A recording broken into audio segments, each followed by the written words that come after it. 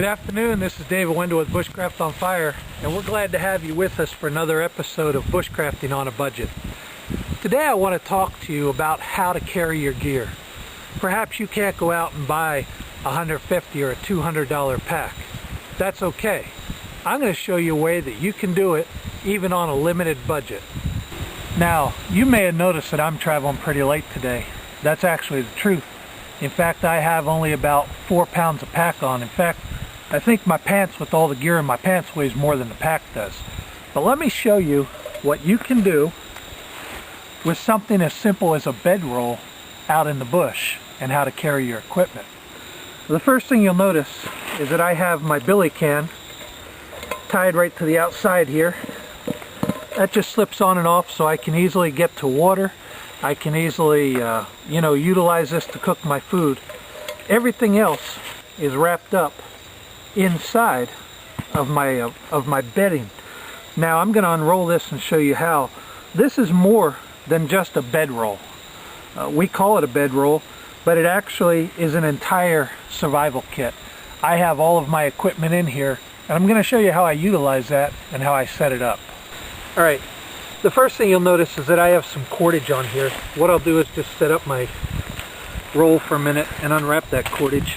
I actually have each piece going the opposite way, and I'll show you how to pack that back up in a few minutes when we get to the end of this video. Another thing that you'll notice is that I actually have a carry strap that's over top of this, and I'll explain that to you as well. So let me go ahead and unwrap these cords and get them out of there. Now, what I've done is I've put my entire bedroll together in a neat and orderly fashion, and if I pull this out, I can just unwrap this and have everything together. Now, this strap is actually braided, and the reason that I braided this was so that I could have a little bit more on my shoulder. It's not real heavy, but you can see this is a single piece that actually goes around my waist, kind of. It would wear this way, and so this braid gives me something to put over my arm so that it's not hurting me as I'm carrying it.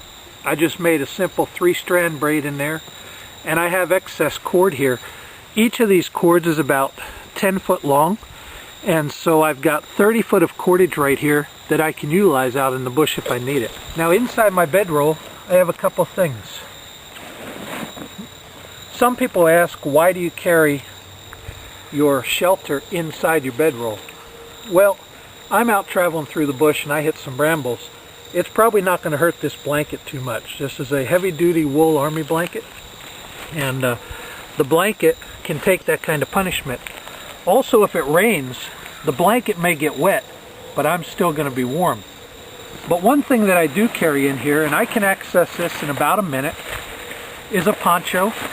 This poncho will actually fit right over top of me with the bedroll, so nothing's going to get wet anyway. So that's the first item that I carry, is a poncho. It also will double as a second shelter. This poncho has some grommet holes in each of the corners, and I can tie that out for a shelter, and that'll help me out in shelter needs. I also carry a space blanket, and this is a good size. This is about a 5x7. You've seen this in other videos. It has a silver side on one side and a red side on the other, and what I can do is just again use this as a shelter. I can put it over top of a kind of makeshift debris hut or something to keep it waterproof in the bush. The next thing that I have is just a duffel bag. It's a little stuff sack, and you can see this is not full by any means. I could put a longer stuff sack in here if I wanted to carry more equipment, but in all essence I have everything that I need for a 3 to 5 day trip in my kit right here. Alright, now what I've done, I've taken everything out of this sack. It's a stuff sack again, and I've laid it out so that you can see it. Now again, let's go through our basics to make sure that we've got everything covered. We've got shelter, and we've got a poncho which can double as a second shelter. So we've got shelter covered. We also have our wool blanket for warmth, and that will give us more clothing, I can actually wrap this around me as a capote if I need it. I also have a little bit of a heavier fleece overlay, like a sweater. You've seen me wear that in a few other videos.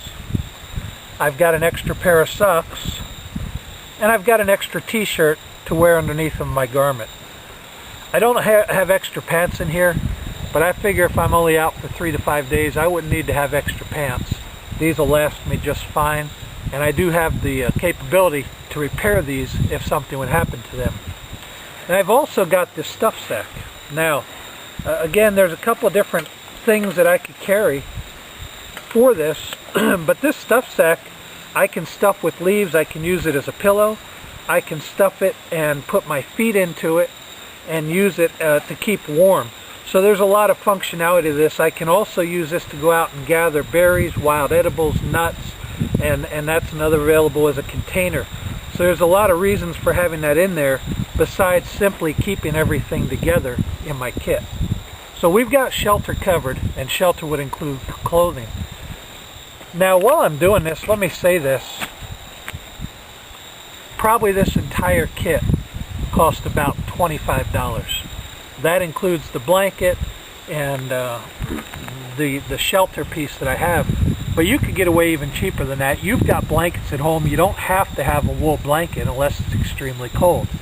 You could carry a couple garbage bags in here to put your blanket that you have inside of and make like a sleeping system with a bivvy. You can also, instead of carrying a $12 tarp, you could carry a piece of Tyvek, as we've seen in another video on shelter making, or an inexpensive tarp that only costs $2 or $3 from your local discount store. So those are some other options that you can use, as well as the options here. But for $25 to have a setup is not bad. Our second necessity when we're out there is fire. This is my fire and utility kit, and it's got everything I need in here to go for a long time. Inside of here I have some snare wire. Let's see if I can pull it out of there for you. I've got some snare wire. That's about 15 to 20 foot of snare wire. Have this roll of duct tape, probably about 10 to 15 foot of duct tape, and that's useful for all sorts of things. And that just fits on the outside of this utility kit and gives me lots of different things that I can do for repairs, making shelters. But inside this kit is an entire fire kit. Now, you're going to say, well, this isn't everything that you need. Yes, it is. I have a lighter in my pocket, but on top of that, here's some waterproof safety matches. These are waterproof, windproof, and they're pretty good. They'll get a fire going in an emergency. This is a fire striker. Being Soaring Eagle, it's got a little eagle on there, but this throws real good sparks. It's about, I guess, between an 1/8 and a 1/4 inch ferro rod, and it fires the sparks out of there real well. Has its own little striker. This striker is also a little file. Now I have to take back what I said. This cost me about $7 at Bass Pro Shop, so this kit topped out a little bit extra, but most of you have a sparker with you, and you can use whatever sparker you have. On top of that, inside this kit, I have a small plastic baggie. That bag can be used for a lot of things, gathering tinder. I've got a few cotton balls, some fat wood that we'll go over in another video on how to get fat wood from pine, and I've got a candle in there that I can use if I need a candle for some purpose. So there's some things to, that's my whole fire starting kit. Again, we're talking here about traveling light, traveling inexpensively, and that's about as inexpensive as you can get. Now, you don't have to go out and buy a fire steel if you don't have one. You can just use a lighter. You can use matches.